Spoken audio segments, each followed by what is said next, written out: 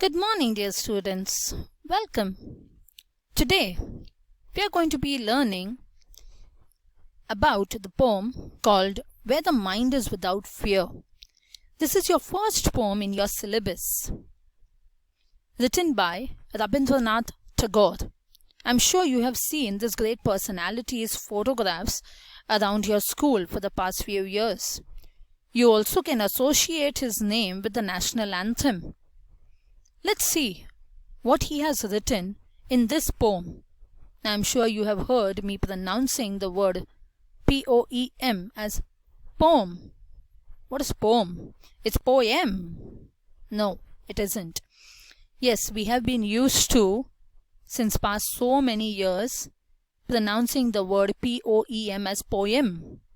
But the actual pronunciation is poem. It's never too late to start somewhere. So now onwards, let's use the correct pronunciation for the words. Coming back to the poem, let's see a little information about this great personality. Rabindranath Tagore, born in Calcutta, now called Kolkata, was a Bengali poet, short story writer, song composer, and you can see the list goes on. He was the one who introduced colloquial language in his writings. Now, what is the meaning of the word colloquial? He used simple words. I'm sure you all are aware that even in your language, your mother tongue, there are certain words that are really high level for you all to understand. You'll want things to be explained to you all in a simple way. And that's what he realized. That if people have to understand what he has written, he has to use simple words so that the commoners can understand, thereby freeing it from traditional model based on classical Sanskrit. So there were many people who did not understand different languages or those high-level sophisticated words. And thus he used simple words to express himself. He was highly influential in introducing Indian culture to the West and vice versa. And he is also one of those first non-Europeans to have received the Nobel Prize for Literature. There are many more things that you can talk about him. You want to know about what all he has done? Just take a look about him on Google and you will get everything about him. But let's see what he has said in this poem, Where the Mind is Without Fear. Now, if you look at this poem, a little background about the poem, it's taken from the Gitanjali. The Gitanjali is a compilation of all poems where he had written all those poems when India was struggling for freedom from the Britishers. In this poem, he expresses his love for his country.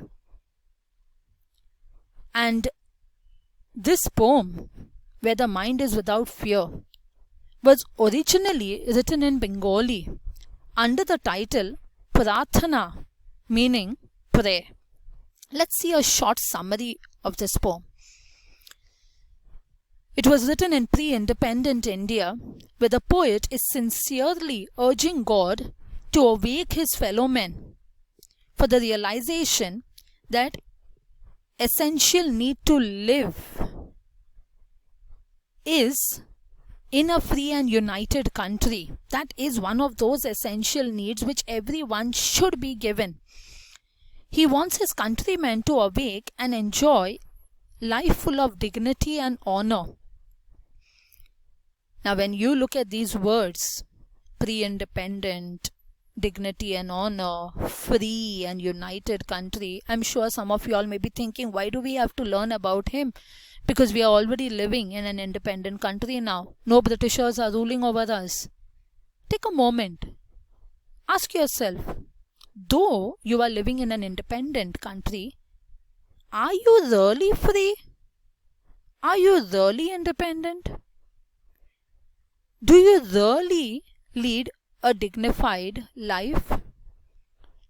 Is there actual equality seen? Now, when I use these words, free, dignified, equality, I'm not just talking about freedom from Britishers or anyone else. Freedom from your prejudiced, superstitious thoughts. Freedom from that fear, where you are given a chance to achieve your goals without being discriminated. That is what we are going to be looking at in this poem. Let's see the explanation line-wise. Before that, we'll just read the poem and see what he is trying to say in his words. Where the mind is without fear. Where the mind is without fear and the head is held high, where knowledge is free, where the world has not been broken up into fragments by narrow domestic walls, where words come out from the depth of truth, where tireless striving stretches its arms towards perfection, where the clear stream of reason has not lost its way into the dreary desert sand of dead habit, where the mind is led forward by thee into ever-widening thought and action. Into that heaven of freedom, my Father, let my country awake. Now, if you go through the poem silently, if you look at these words, there are certain phrases that will stand out.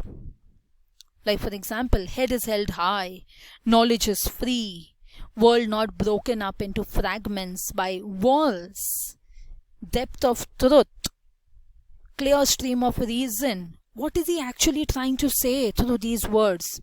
Let's see the explanation. The first two lines, where the mind is without fear and the head is held high, where knowledge is free. If you look at the pictures, you can get to see where dignity, free education for all. People are together.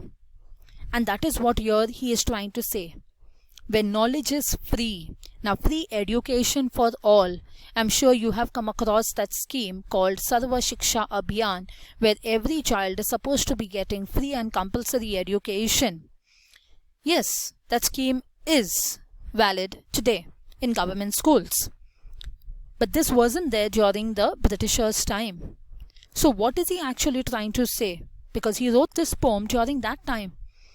He's trying to say that every person should be given a chance to get education without discriminating on their religion, on their caste, creed, race, gender, because that is what was seen in that time, and it's also seen in today's day, where there is discrimination done. We discriminate against people.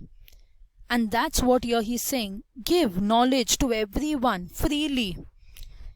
And obviously, when each one is treated equally without discrimination, your head is definitely going to be held high.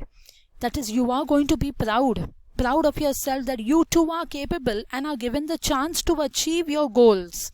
And that's what he's saying. Mind is without fear and head is held high.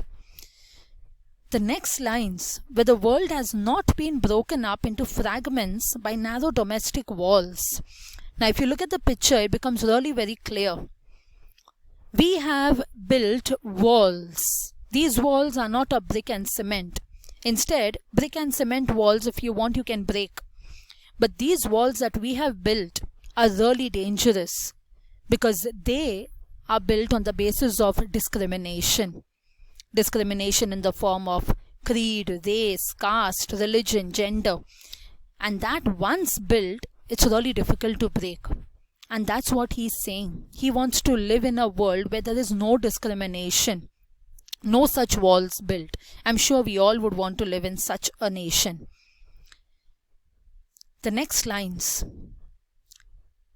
where words come out from the depth of truth and where tireless striving stretches its arms towards perfection. Now, if you look at the pictures there, working hard, dreams don't work unless you do, truth. Yes, he is trying to say that whenever people talk, they should be truthful. Truthful not only to others, but even to themselves. Like for example, when you want to achieve something, you just can't sit at one place and say, okay, I will achieve that goal. You have to work for it. And only when you work, that's the time you achieve your success. Like imagine if we Indians, our ancestors, would just keep sitting at our homes and say, okay, Britishers leave and go. Do you think the Britishers would have left? Yes, we definitely fought in a non-violent way, but we fought. There were actions that were taken. That's the reason we are today living in a free and independent country, away from the Britishers. And that is what he's saying, where tireless striving stretches its arms. You have to work continuously. You just can't give up after once or twice you tried and you failed. You have to keep working till finally you achieve perfection. You achieve your goal. The next lines, if you look at the right hand side, you get to see certain things which you have heard. Superstitious beliefs, the black cat, broken mirror.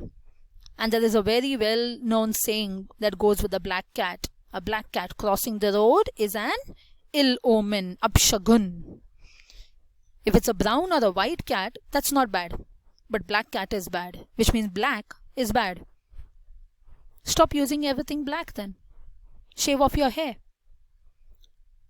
Remove your eyeballs. It's black.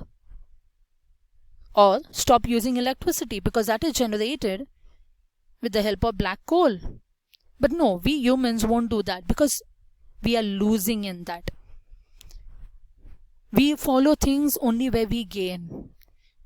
Children, if you see, most of the superstitious beliefs are actually curbing us from achieving our goal, from achieving success. We need to think logically.